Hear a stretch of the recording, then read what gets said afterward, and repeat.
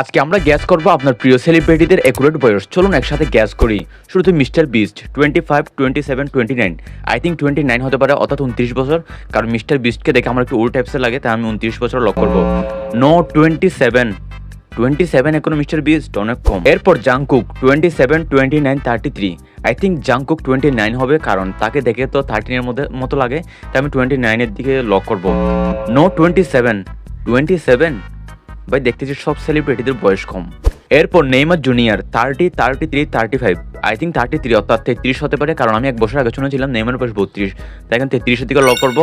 ওকে, 33, এটি কারেক্ট হয়েছে, 33 নেইমারের বয়স। এরপর রাকিব হোসেন, বাংলাদেশের সবচেয়ে বড় ইউটিউবার, 24, 27, 29।